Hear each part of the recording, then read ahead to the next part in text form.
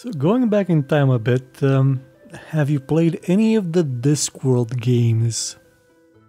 No, those were adventure games. Yes. I'm only aware of the. There were 3 Discworld adventure games: Discworld 1, 2, and Noir. Okay, I'm aware of the shooty Discworld game, the FPS. I was aware. There was no FPS. There was an FPS? Yeah, I'm pretty sure there was an FPS called Discworld. Really? It might not refer the same. It might not refer to the Terry Pratchett thing, but I have the slight impression there was an FPS. Huh. I'm gonna look it up. You can go on about the adventures. So, Discworld.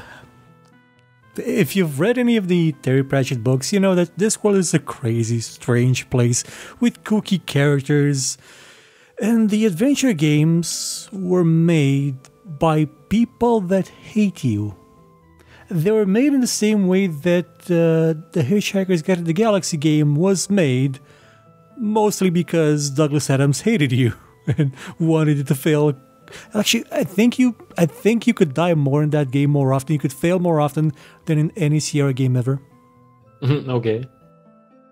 But then in Discworld, it wasn't about failure or death. It was about so many obtuse puzzles that they sort of had moon logic to a new level, even compared to King's Quest at some points.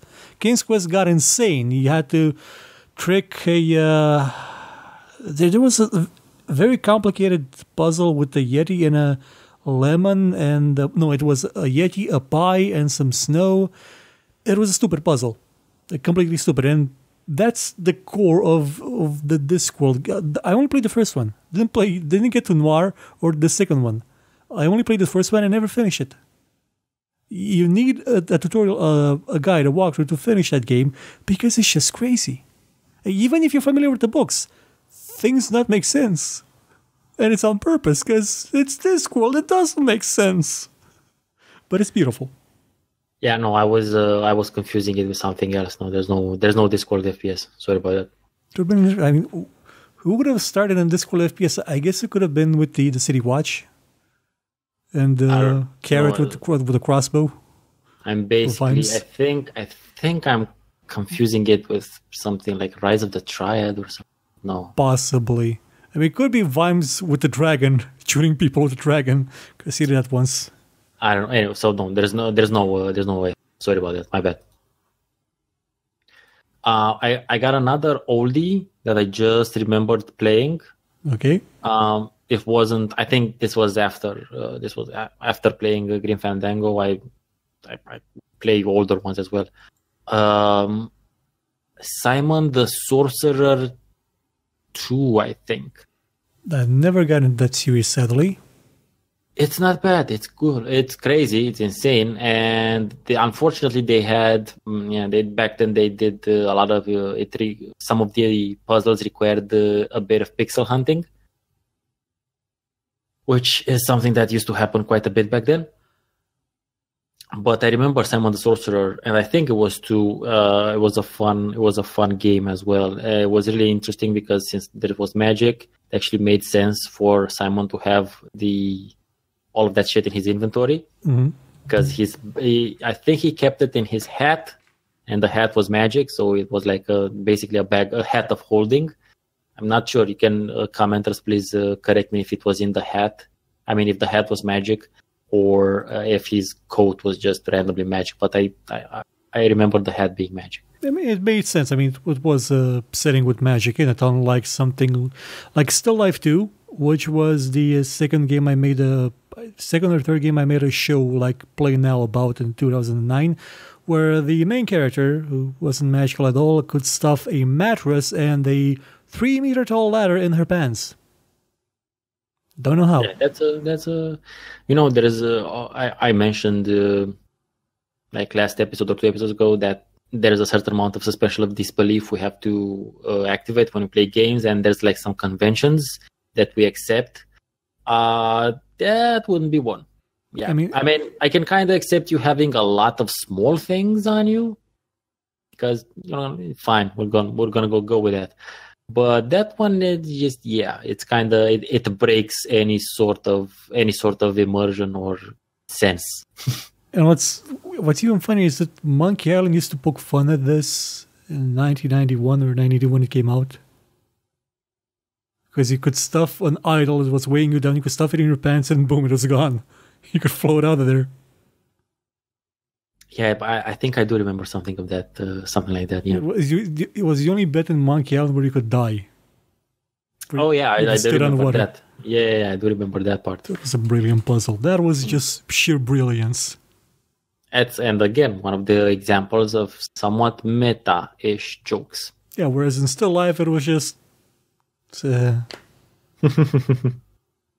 one game they did try and explain this away was one of Bill Tiller's games after he left LucasArts was a Vampire Story or a Vampire Tale, where the character never picks things up. She says, "Oh, if I'm gonna need this, I'm gonna know where it is." So she doesn't carry stuff with her. She just remembers where it is and goes and get it. That's an interesting approach, I guess. Sure. And thinking she was a vampire, she could probably carry it around. So that game was more realistic.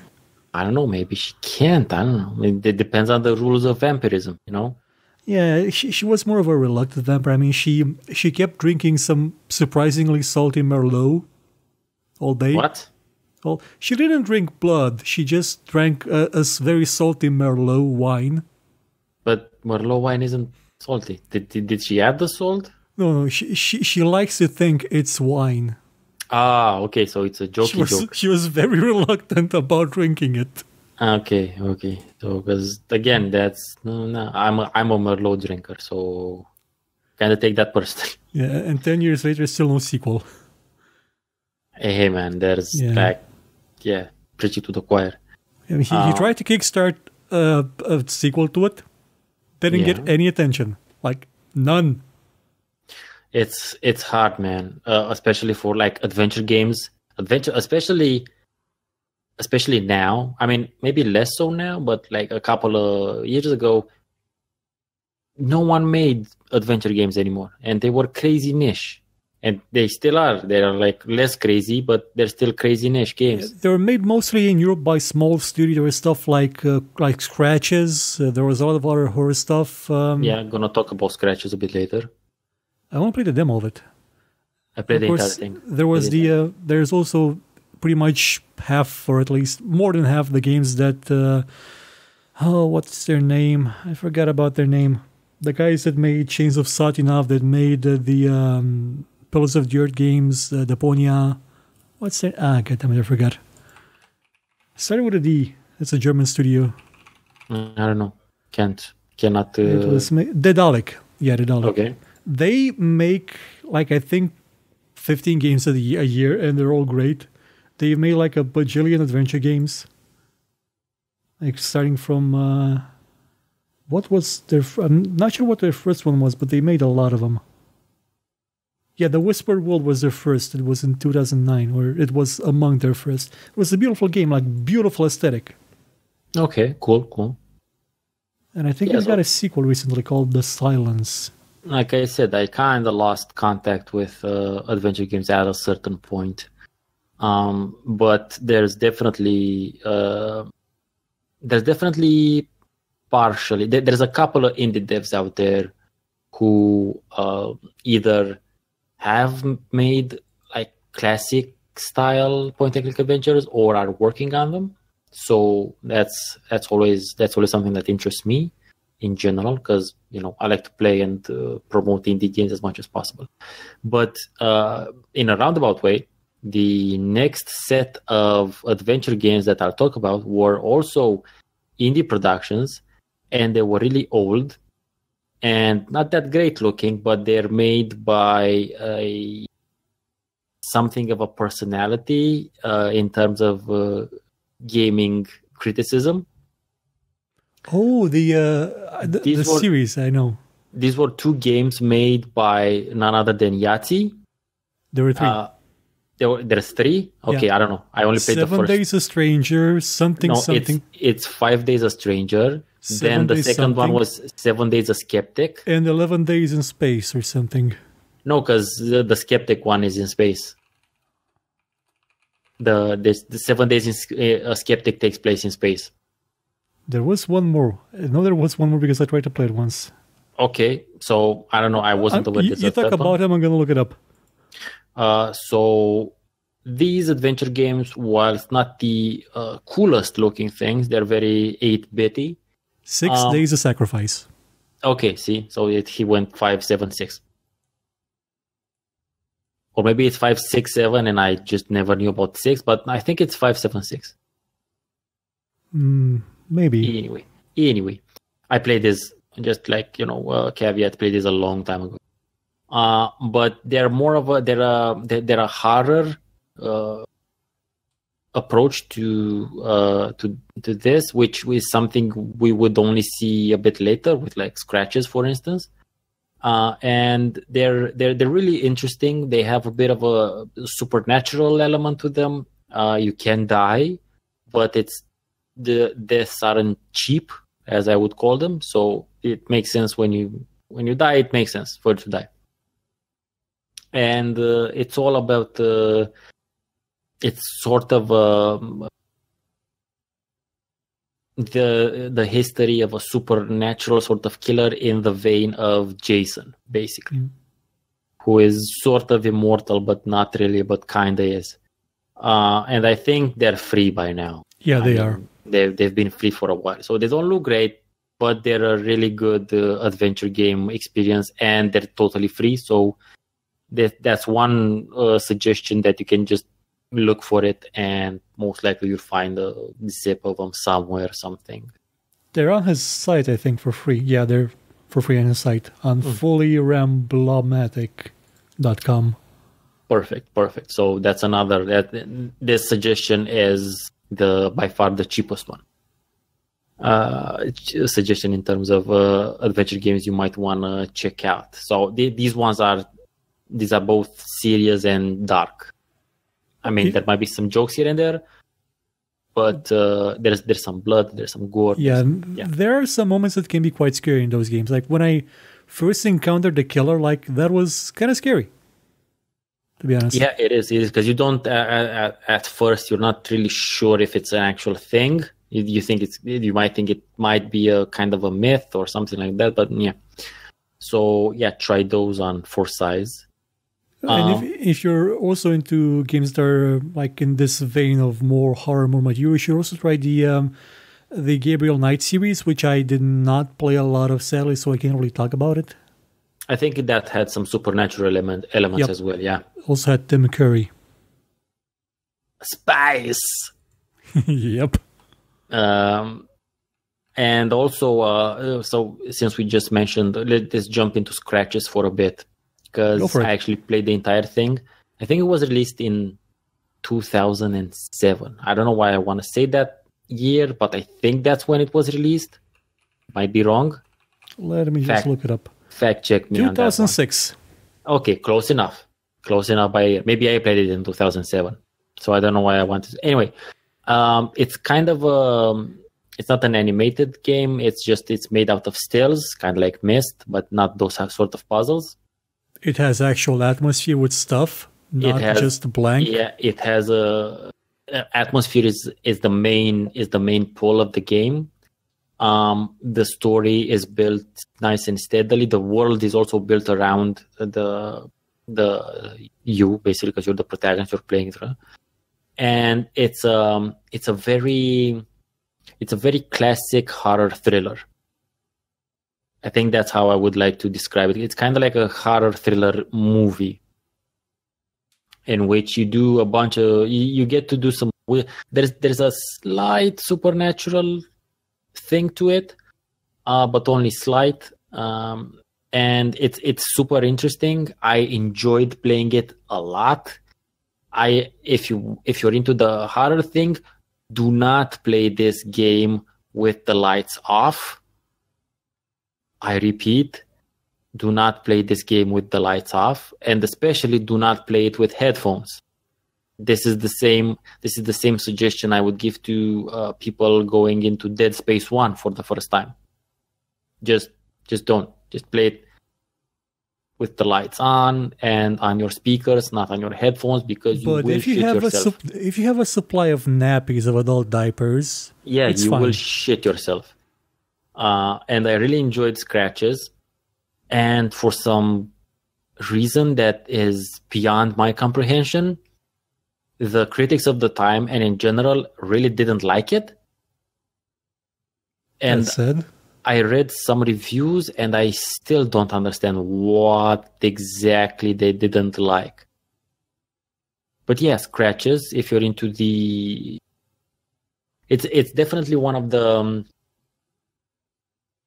there's not as much interaction with the game, but it's all about atmosphere and solving this mystery that you didn't know was there, basically. You just literally, okay, don't literally, but you stumble upon this mystery in a very old, I think it's British house. I'm not sure if it's British, but it's this very old manor house.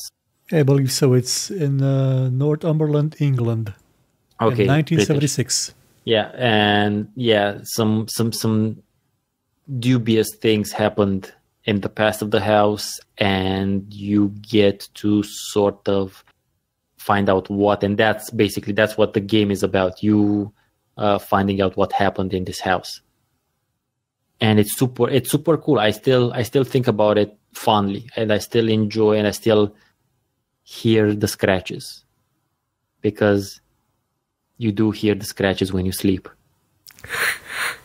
and that's why you need to play the game with the lights on so you don't shit yourself.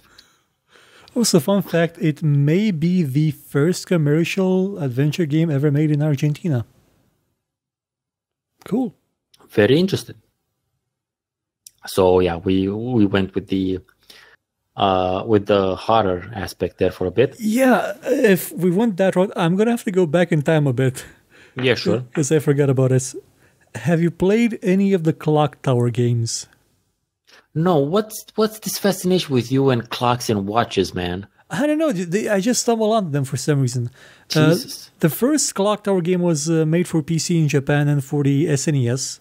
I played the SNES version because that's the one I found. It is basically a point-and-click adventure game that you control the cursor with the D-pad, basically. It's totally a point-and-click adventure game. Yeah. It's all sitting in a house with a sketchy past where you play as a teenage girl that's being adopted along with some of her friends. When your friends are being adopted by the owner of the house. Okay, if this is Japanese made and you're a teenage girl, do we really want to know where this is going? It goes in better places than you may think. Okay, so no tentacles? No tentacles. Okay, good. Okay, carry on. Like in the first 5 minutes, the lights go out. You go and check to see if you find your caretaker. And they're dead. No, when you come back to the room, your friends are gone, and you start exploring a house that is dead silent. You just hear footsteps crack, the creaking of the floor, the opening of the doors, and when sound starts showing up, when the first inkling of a melody starts showing up, it just scares the crap out of you. Yeah. It's a superb game, and it had a bunch of sequels and remakes for the PlayStation. Never played any of those because they were 3D. I mean, I like the aesthetic of the first one more. It was an adventure game, like in the pure sense. You had to hide from somebody that may or may not come after you. Had to figure out ways in which you could escape, in which you could actually finish the game, because it had multiple endings depending on how much you try to actually accomplish. You could basically finish it in like 3 minutes, just find the keys to a car, get into the car, and slam through the garage door. You don't need some cookie puzzle to open the door, I think. You just slam through it and just drive away. You're not good at driving, but just slam the gas and drive away. And makes sense. Yeah, that's one possible ending. I think that's something that happens. You can do that in that new and relatively new Freddy game. That it's a MMO with Freddy and Freddy Jason. Friday the 13th. Friday the 13th. Yeah. Sorry. That's one of the ways you can escape. You can use cars. You have to fix the cars first, though. Okay, yeah. It was Friday, but somehow it turned into Freddy, and since that guy killed motherfuckers also. Yeah. Yeah. It also has a bot mode now, so you can play with bots, Okay. which can be a bit more fun because people can be assholes. Yeah, sure. Also, I don't know if that lobby was that populated, to be honest. Oh my god! Everybody in China was playing it for some reason. I'm not joking. If you would log in, half the people be from China. Not sure why. It was incredibly popular. Man, it's fucking weird. What catches on in Asia in general, regardless of which parts of Asia we're talking about. It's just the types of things that can gain popularity there is just like mind-boggling. I think it's also an issue of what games actually get released there, because there are some limitations to what games can be played there. Yeah, and again, fucking Friday the 13th, there's like blood, murder. It's all about capitalism. Mm-hmm. I don't know. It's weird. Maybe it's because you're killing the capitalists. That might be a point. That might be you might be making a point. I think we're on the hit list now. Dun dun dun dun. And they do bleed red. So that's good. That's good. And you're kind of using well, you don't use a hammer, but you use a kind of a sickle. Not really. It's a machete, but it's close enough. You got a machete, you got a spear, you got a bunch of weapons, actually. Okay. Cool. You can also just slam their head into the door. Classic. Or you can demount in their faces. So there's at least one more old school title that we have to talk about. Is it Indiana Jones and the Fate of Atlantis? Yes, it is. Yeah, absolutely. That's a superb game. That's one of the best movie adaptations for a movie that was never made. Yes, unfortunately. And yes, it's great. It's exactly what an Indiana Jones movie is, only you get to be Indiana Jones.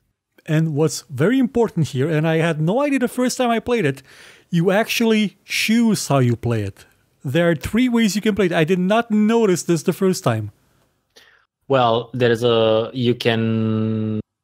know you can fight people and not fight people. You can fight people, you can team up with your lady friend, or you can go by your own but use your wits. Okay, I didn't know about that. I teamed up with the...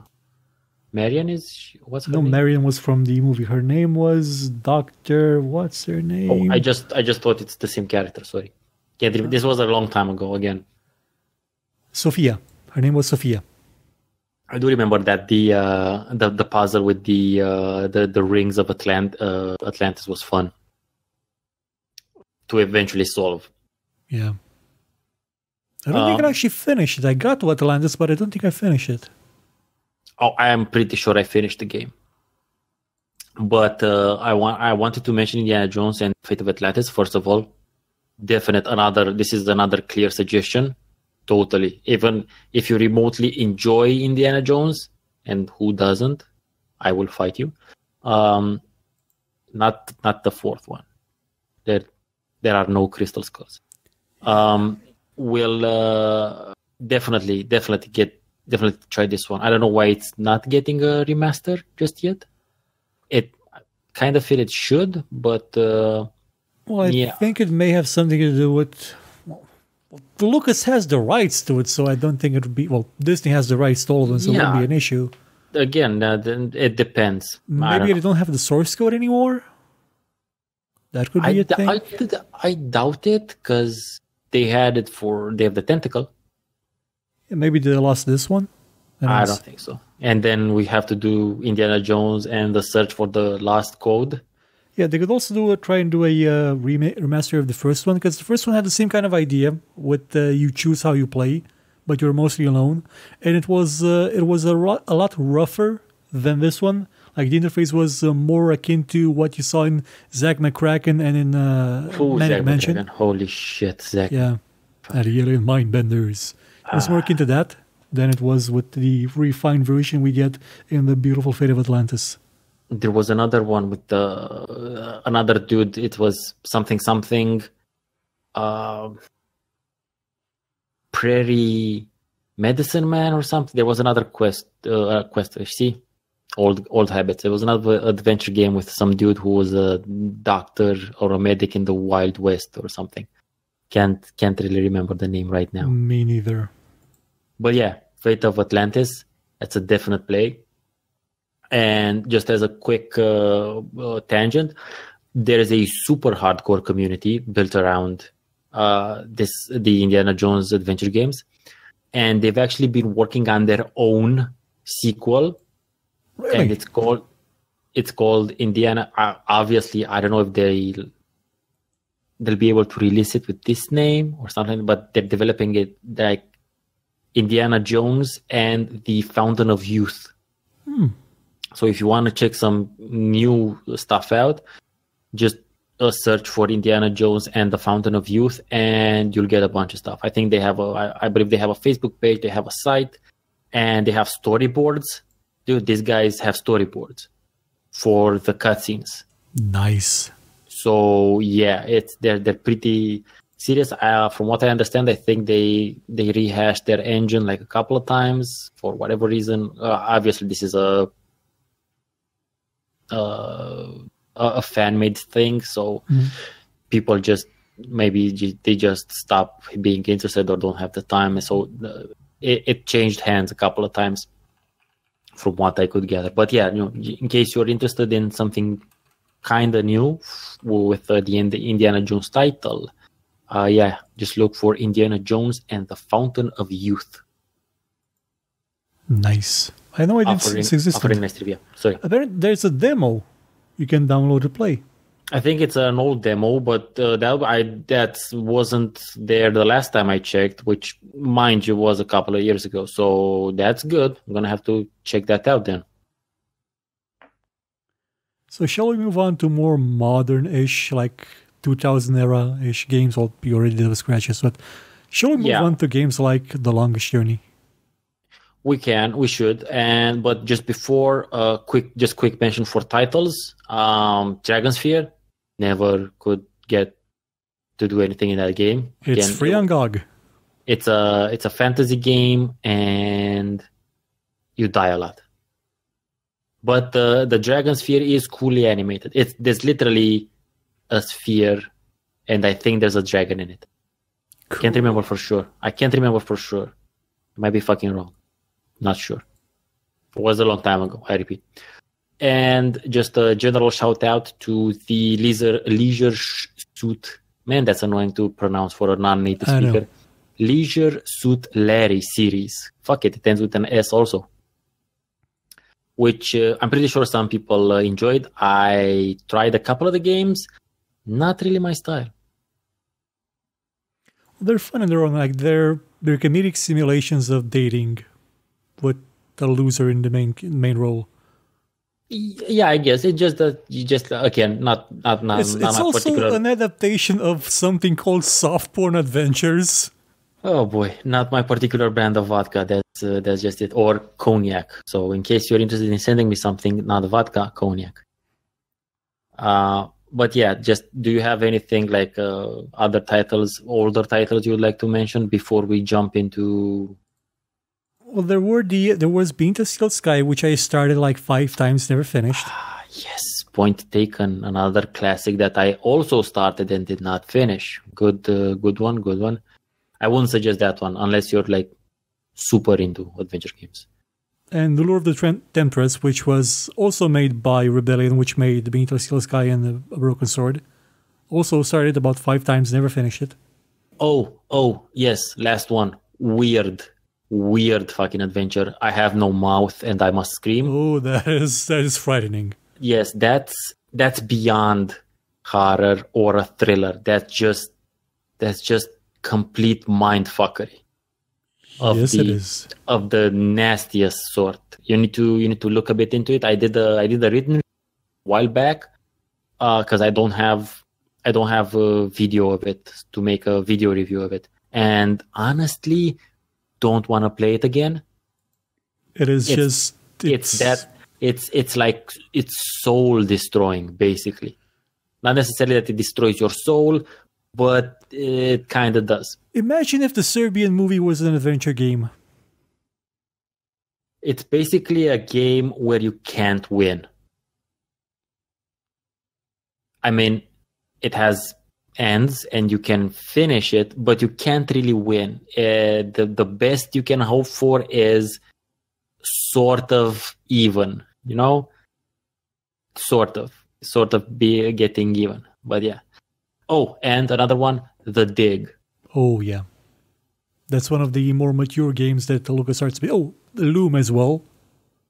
Gotta remember. Yeah, Loom is less. Both Loom and The Dig, I feel are way less known than they should be. Well, at least Loom had an advertisement in the Monkey Island 1. Exactly. This is the exact thing I want to say. I wanted to say now. Yes, at least Loom had that.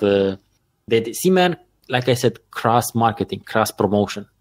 This is it's general truth. But I think I'm spent with old adventure games. I think we can jump in the post 2000s now. There's one more that started around 1998. Have you played any of the 100 or so Nancy Drew adventure games? No. I played one of them. I cannot tell you which one. I have some vague memories of it being kind of okay. Nancy Drew and the random game. I think I may have... Oh my god, she has one called Legend of the Crystal Skull. Yes, definitely play that one. Do not play anything with crystal skulls in it. Well, I think we should just bin the whole crystal skull idea. Yeah. Just because of that movie. We'll never make crystal skulls ever again. It's still impressive that the Nancy Drew series has so many games in it. Like it's 1, 2, 3, 4, 5, 6, 7, Nancy 8, Drew 9, is 10. like a... There's like 30 to 40 games in the series. Well, Nancy Drew is a huge character in the States. So, yeah, that's why. Her games, though, they're not really what you would call mainstream, but they still sell well. Hey, man. It's a strange situation. What can I say? Cocaine is a hell of a drug. Yeah. So moving on to The Longest Journey. Longest Journey When was the first time you played it? High school. I was gonna say... I don't remember. I think it was the year of release. So if you can do a quick check or if you can just pop it off of your head, top of your head, when the game was released, so I can give you a perfect timing. Oh, I think it was 2000. Let me just check to make sure. I think it may have been 2000. No, it was 1999. Okay, 999. So then I played it in 2000. So I was in ninth grade. Ninth grade, and I was 14, basically. 14 or 15. Mostly 14. That was another... Actually, I might have played it a bit later. Anyway, I did play it whilst in high school. And after Grim Fandango. That one I can tell you for sure. And the Longest Journey only solidified what Grim Fandango made me realize about gaming. It was a much larger game in scope than Grim Fandango was, or at least it seems so. But I think it was. I mean, maybe it was just larger epicness than in actual game. The fact that you moved between two worlds made it seem like it was bigger. Yeah, so that might make it seem like it was larger in scope as well. I'm not sure about that, but it came on 4 CDs, I think. Yep. Okay, so Grim Fandango only had 2. So at least physically speaking, it was a larger in scope game. It did have way better animation, much better 3D engine, and no fucking tank controls. Great voice acting, and the shades are drawn. There's an outtake with the main actress saying the shades are drawn like 50 times. And I guess that's what it takes, man. Yeah, I remember reading stories about the voice acting procedure. It took like 2 weeks, and they were basically stuffed 24 hours a day into a room, into a studio, just recording both. Doing all the lines. And this is why I do think that voice actors should get royalties. Yeah. I don't see any difference between voice actors and other actors who have the royalties in their contract. But in terms of video games, they have a much different discussion. Anyway, Longest Journey, awesome gameplay experience, awesome storytelling, awesome visuals, like when the chaos storm first shows up, when you see it in the distance in the dream. Like that scenery, that is beautiful. I want a high-res version of that, but I can't find it. I like and what I liked a lot, and it's still with me, is the description of. So in the first part of the game, it was the description of the older dude. Again, spoilers. Cortez. If I think so, who turns out to be a thing, a mythological thing. Yeah, and I like the idea that everyone described him as as what that thing would be, but April was her name, right? Yep, April Ryan. April didn't.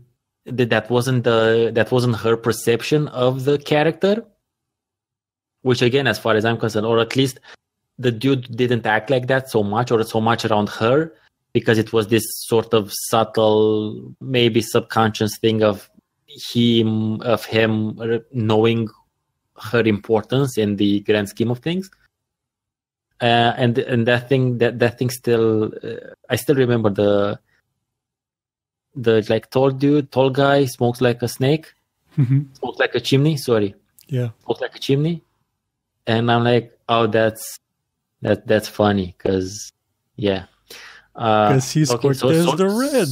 So no real spoilers then, just really obscure, vague things.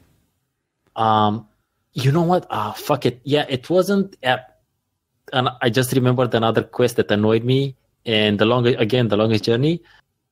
It was one. It was kind of at the start, and it annoyed me because it had to do with kind of like pixel hunting. It was the thing when you had to plug one of the tubes with a clamp. Oh yeah, and then turn some knobs. Yeah, and there was a valve on one of the tanks that I didn't notice initially, because the valve was basically the only thing that wasn't 3D.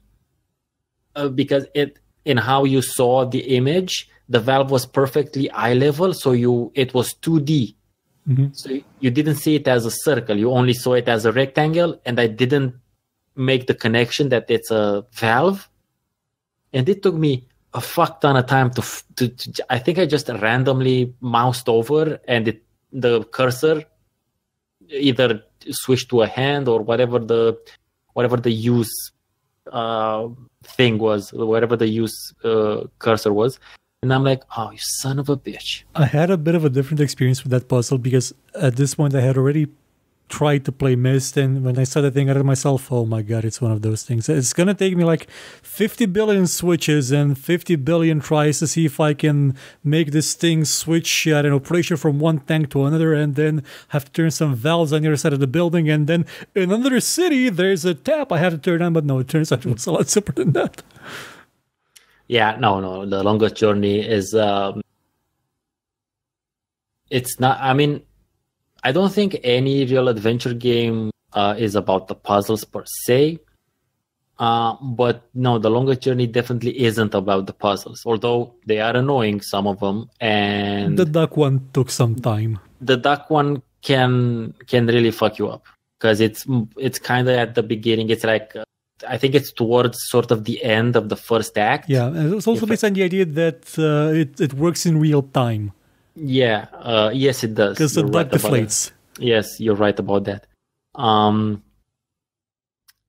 So it's less about the puzzles, and it's more about exploring exploring the world in which April wakes up in, because basically in the game you have access to what we call the real world, so our version, our version of Earth, but it's a version of Earth in the future, so things are a bit off. And then there is an alternate version of Earth where instead of technology there's magic, and they're kind of incompatible with each other. Yeah, it's kind of an arcanum of Steamworks and Magic Obscura type of approach. One thing I'm curious of, did you ever, like, when you first played it, did you understand why Roper Clax got stuck in the calculator? Dude, I don't remember. That's way too much of a detail. So it's the wizard with the floating castle. You defeat him by throwing a calculator in his face. Ah, okay. And he gets stuck in it. I don't know, just because I guess math is the anathema of magic. Maybe? I think that's how I explained it to myself. It seems so random to me. I just started chucking stuff at him, see what worked, and that worked. That was random. It wasn't random that previous to that you had to make moisturizing cream for like a plant so you can moisturize the lips of a statue holding the fucking floaty. That's not that one made sense. Well, a bit, yeah. I mean, if your face is it's solid, you kind of need to wet it a bit so it's a bit more mobile. Like, it made a little more sense. No, because if you have a problem, if you have a problem which you cannot grapple, basically, you throw shit at it. Yeah. Also, the guy holding the castle, that when he did get unfrozen, he was still rock hard. If you get what I mean. Bow. But yeah, Longest Journey, man. Holy shit! Did he get the remaster or something? Nope. Okay, I know he got a sequel, but I never got. I played all of them.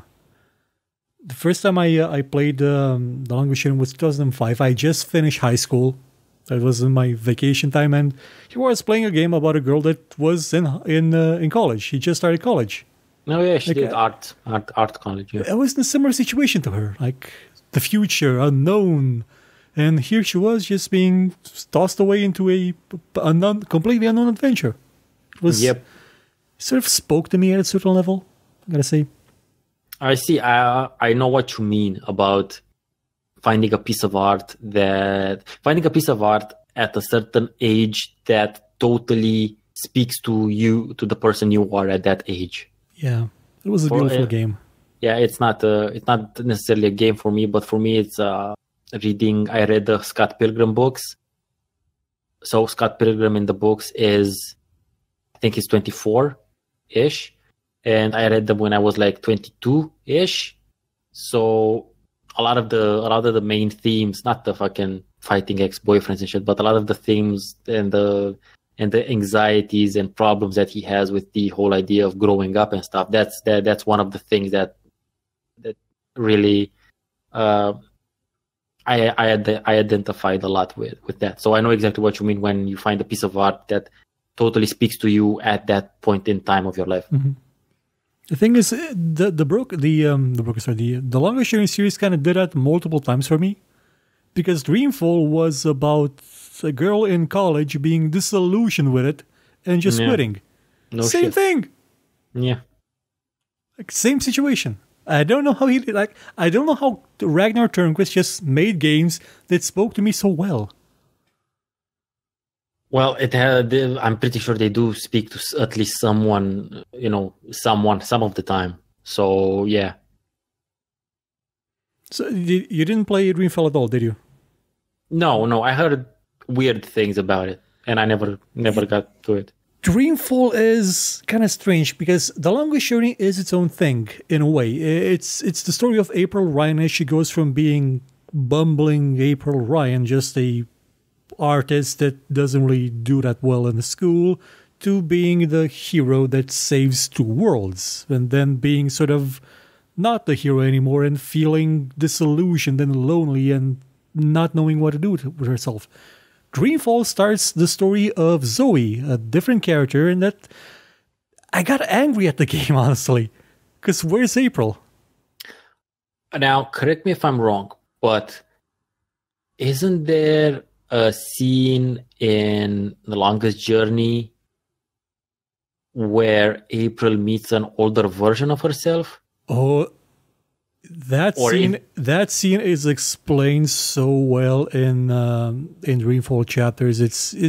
It'll make you cry. It'll make you absolutely cry. Okay, so because again, I remember that thing being there. So I imagine Dreamfall should have addressed that. Well, Dreamfall itself doesn't, but Dreamfall Chapters does. This isn't much of a spoiler, but you get to see it from the other side. And it's absolutely beautiful. But Dreamfall itself, the game had problems. One of them was that it was published by EA. And didn't it have a combat component? Yeah, EA said, you know what, the adventure games, they're kind of add combat, but we don't know how. Add combat, but it's gonna suck. Add combat. Okay. But granted, there's combat in the Indiana Jones games, and it's not bad. Yeah. But the combat did have one advantage. April does show up in Dreamfall after a couple of hours, and she's so different. Like, there is a sneaking portion in the game where you go around the unoccupied the Mercuria, the main city in Arcadia, and you can sneak past the guards or April. You know, April, cute April, shy April. You can go behind a guard and just twist his neck like she's... Imagine if she's a murderous version of Batman. Like, just one move. Like, she turned into Arya Stark, you mean? Yeah, sort of like Van Damme starts next step, like instantly. That's April. That's April that used to work at the coffee shop. Now she's just a next snapper extraordinaire. I don't know, man. People change. Yeah, she changed completely. People changing between games and writers and then it was same writer. Like he had an idea for the character. Okay. So it's the same dude. Okay, then that's odd, but whatever. That it's his creation. He sort of started a new cycle of storytelling with Dreamfall that focused more on the Dreamer saga, which was Zoe, because she traveled between worlds to her dreams, which is technically what April did the first time, but she did it because, well, she's a shifter. She's complicated.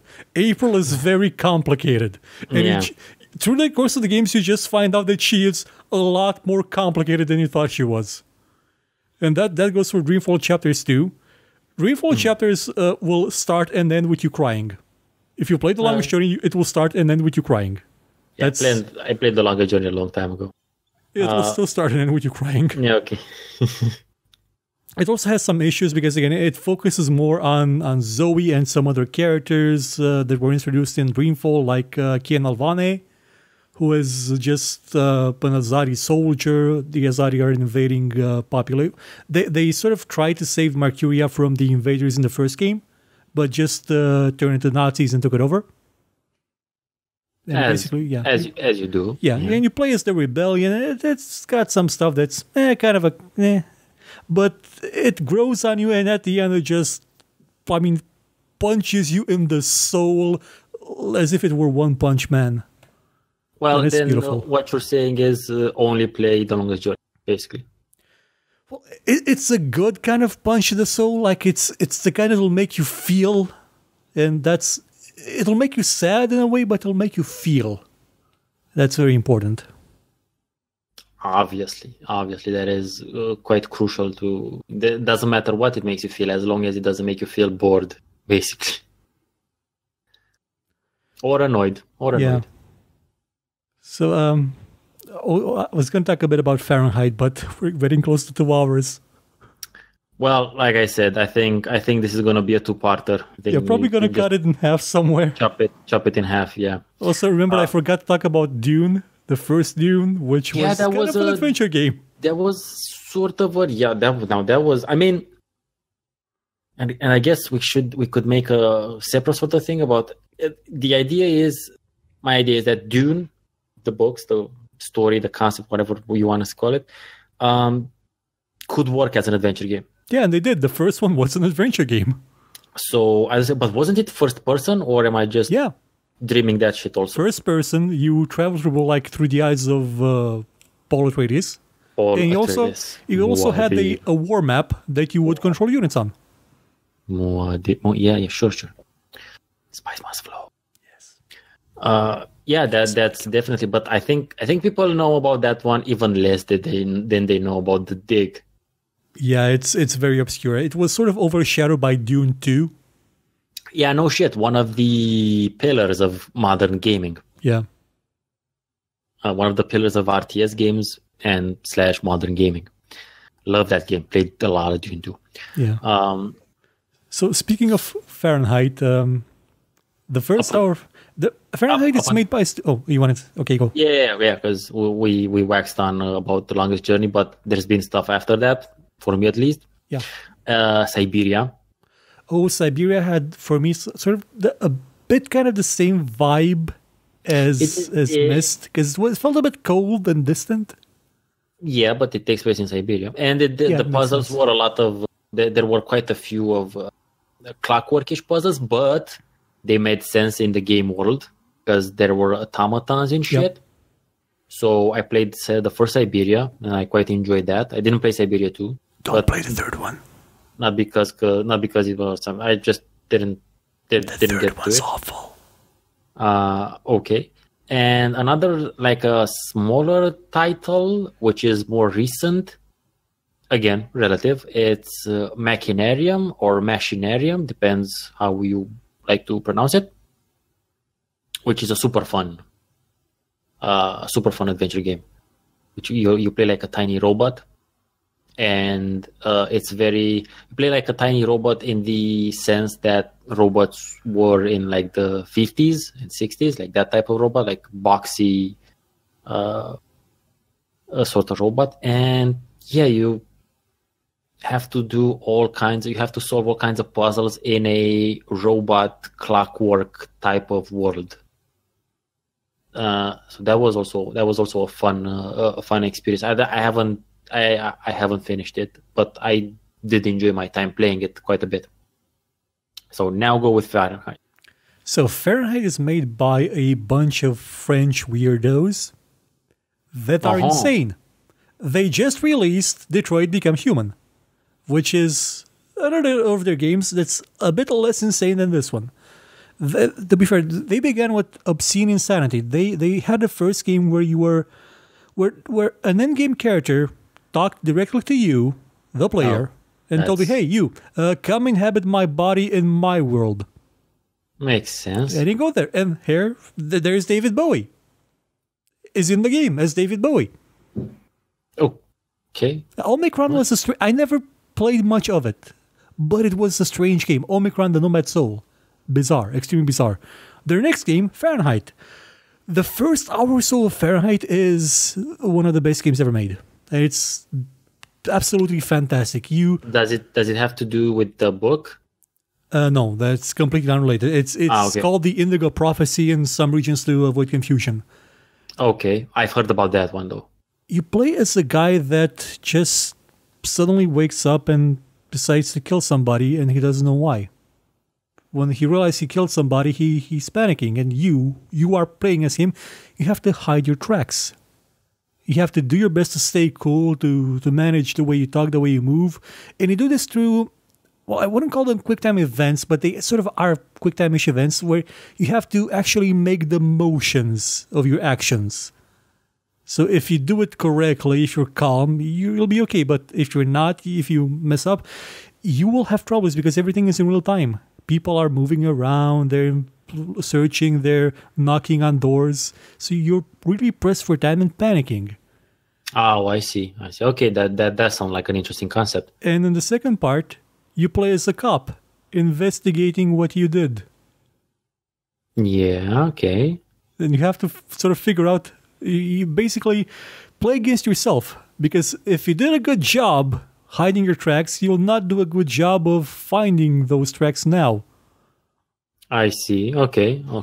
But is there like hidden movement? Like, yeah, there is one element, like the murder weapon. That one you do not know where the character put it. Okay. So there is something that you as the player don't know throughout the game. Yeah. Well, that's not what that's in the first hour. That's very tenseful, very suspenseful. It's a beautiful part, the most beautiful part of the game. After that, do you know the Simon Says game with the colors? Yeah, that's the entire rest of the game. They had a motion capture studio. They made a lot of motion capture sequences, and no clue how to put them in a game. So they just made a Simon Says type affair. And no matter what you press, the animation will always be the same. If you succeed, if you fail, it's always the same. But if you don't do the sequence right, you fail, even though it's the same animation. Yeah, that's just a pity, man. That happens sometimes when when the technology is there, when the means are there, but there's no real mastermind behind it. There's no the execution isn't. I mean, you have all the tools, but it's at the end of the day, it's all about the execution. And well, the game goes off the rails around that point because you find out every homeless person in America is actually part of a secret society that tries to. Well, I forgot what they do exactly, and there's a faction that's the internet come to life, and then there's aliens and ancient Mayan priests, and then you're Neo from the Matrix, and then you die, and then you get, well, one of the characters falls in love with one of the characters, even though one of the characters is dead, and they start boning, and he's technically a corpse, and it's made by French people. That's the main issue, I believe. Okay. That's just. I mean, you were describing a cool game initially, and then it all went to shit. I know. But to be fair, they have gotten much better. Like, Quantic Dream has gotten much better, and I think the last one, Detroit Become Human, is actually quite good. I don't know, I haven't played it. It's too new of a game for me to play it. It's also on PS4 exclusive. Oh, that's the best exclusive. All their games have been, apart from Fahrenheit and Omicron, they have all been PlayStation exclusives. That's a great excuse for me to not play it. Yeah. So moving on, shall we talk a bit about, have you played any recent indie games made by a guy named Dave? No, have I? You haven't played the Dave Gilbert's games? They're made in the same vein as Yahtzee's games. They even collaborated on a few games once in a while. No. Does not ring a bell. He's just one guy. He made games like The Shiva, it's about a rabbi trying to solve a murder. He made the best thing he made is the Blackwell series, which started out with a game called Bestowers of Eternity, which he denies it exists because it was made technically in Paint. Mm-hmm. But it's the beginning of a really great series of video games. The actual first game of the series is a remake of that one. It's the Blackwell Legacy. It stars Rosa Blackwell, she's living in New York. Her aunt just died, and she gets her ashes and throws them like over a bridge, like releasing them to the air. And suddenly, a ghost appears. Yay! And she and the ghost start solving mysteries together. And that sounds like a sitcom from the 80s. It sort of is. Like, the ghost can't get really too far from her because he's stuck with her. Or like a police procedural. Do you remember Tequila and Bonetti? Yeah. Like that. The dog speaking, instead of the dog speaking, there's a ghost. Yeah. And it goes on for like 4 games, and in one of the games you actually get to play as the aunt when she had the ghost. Turns out the ghost is sort of a curse or a blessing because all the women in her family could see ghosts, could see spirits, and could solve their fate, their murders. But if they didn't, they would go insane and die horribly. It's a great series. Yeah, it's fantastic. And what I love about it is that the ending really pays off. Like, the developer, Dave Gilbert, wrote the ending like right at the first game. Like, the ending for a series, he knew how it's going to end. And it's noticeable throughout the game. Yeah, that's always cool. But it also depends, because sometimes you're just... I'm a big proponent of making episodic stuff. Not in the Telltale's sort of approach, necessarily, but just in the idea that I like to have things that are either then that this is just me character based or story based.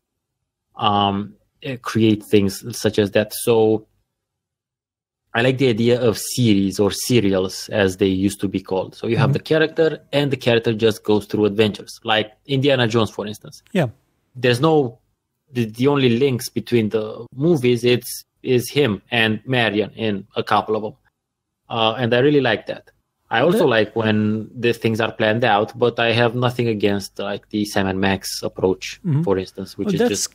that's kind of set up to Blackwell as well. I mean, each episode, apart from the last, is its own thing. Its start and end. It's an own contained story with these characters. But the last one sort of pays off on everything built through those characters in the previous games. And that's super cool also, yeah. So speaking of Sam and Max, do you play the adventure episodic series from Telltale? No, like I said, I haven't played any Telltale games. Although I think I might want to play the Monkey Island ones and the Batman one, because I'm a big fan of Batman.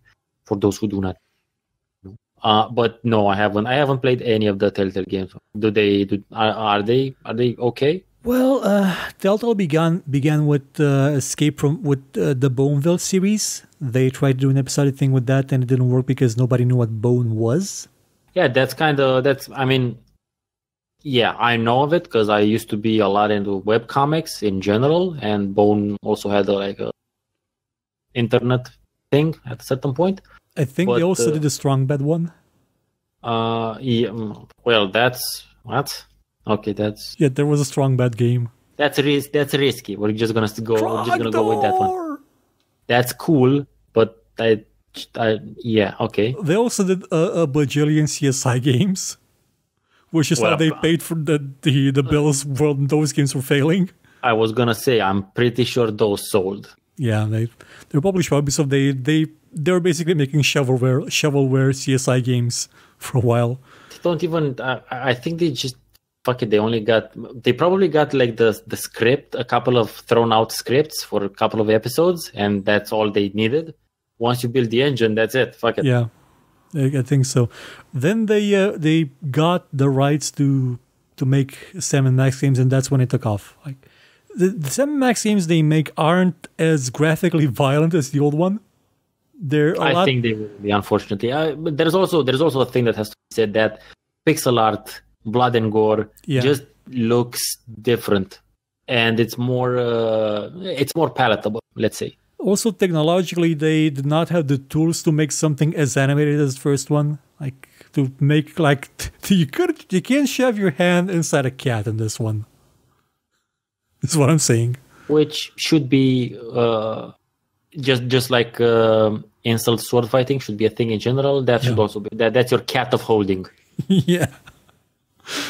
But they were nice enough games. They were still made back when Telltale tried to do puzzles in games, which they sort of stopped after a while. They stopped with they sort of, even the Sam Max series, they sort of tried to put them in a bit less and more amped more the story side, the character side, until it culminated with The Walking Dead.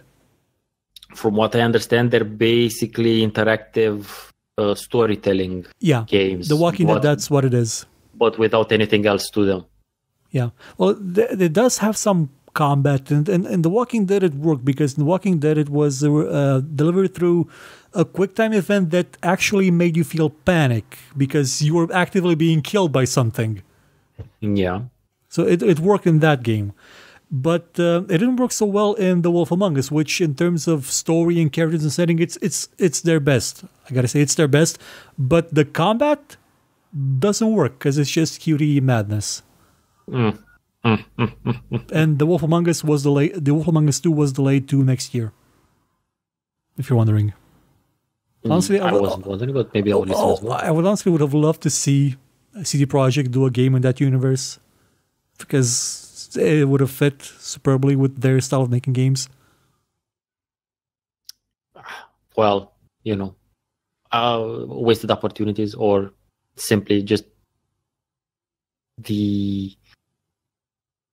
you can't get your dream team always, man, or most of the time, actually, unfortunately. So as we've crossed the 2-hour barrier, what other adventure games do you want to talk about? Well, I think we've gone through most, if not all, of our adventure gaming history, or at least the major sizable part of it. Yeah, I think we should talk only a tiny, teensy-weensy bit about like what's the future, what's upcoming, And on one of those things being the Indiana Jones and Fountain of Youth project I mentioned earlier, at a certain point it might come out, although that's a much more debatable thing. I know for a fact that there is at least one indie dev who made a point-and-click adventure game relatively recently called Demetrius. Oh yeah, which I know you reviewed. Yeah, Cat Count Games. Also, recently, a sort of indie developer was Ron Gilbert himself, who made Thimbleweed Park. Oh yeah, but true. You're right. But again, his indie game, sure, but his reputation is insane. I'm just talking about like unknowns here. Mm. So, speaking of unknowns, we have one in our country. Well, Gibbous. Yeah, I'm gonna mention. I was gonna mention Gibbous as well, which was successfully kickstarted last year, 2 years ago, 3 years ago. Can't remember, but they've been constantly updating and they've been working on the game, and I think it's coming out this year. I'm not sure again if it's coming out this year, but Gibbous is is an awesome love letter to most of the adventure games we've talked about up until now, to especially the LucasArts and Sierra games. It's even got Cthulhu in it. Yeah, and a bunch of references, and a dude who kind of looks like you feel Schaefer around him, is what I'm saying. Yeah, kind of like Tim. That's funny. And it just sounds, there's a demo. The demo is still available, so in case you want to check this out, I mean, I reviewed it. I reviewed the demo a bunch of time ago. Gibbous, a Cthulhu adventure game, it's called. Gibbous, by the way. That's like Gibbous. The Hat from Team Fortress 2. So that one, that's definitely one modern new adventure game that I will definitely be playing, even if they didn't happen to be Romanian, which they are. I would be into that game anyway. And the dev who made Demetrius is working on something else as well. I think it's also one adventure game. I'm not sure. He hasn't said so, but I think it's also an adventure game. But I do not know of any other adventure game projects in the pipeline coming soon. Well, do you have anything else?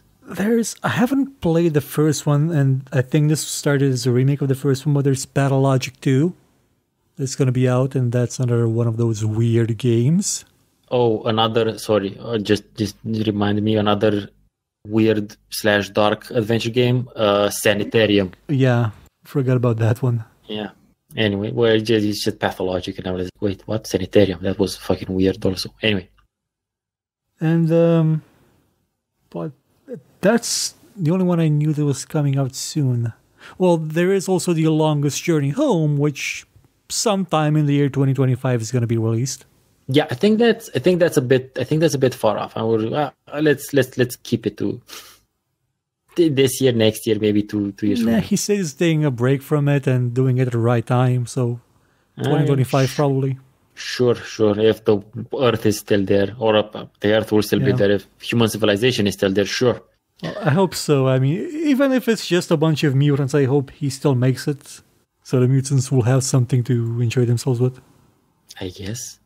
If they're into computers. Yeah. And text adventures. Yeah, we did not talk about text adventures at all, but I think that's a good thing. We spoke a bit about the Hitchhiker's Guide to the Galaxy. Yeah, you mentioned it a bit, but yeah. So before adventure games were point and click, they were text adventures. They were only text, and you wrote commands.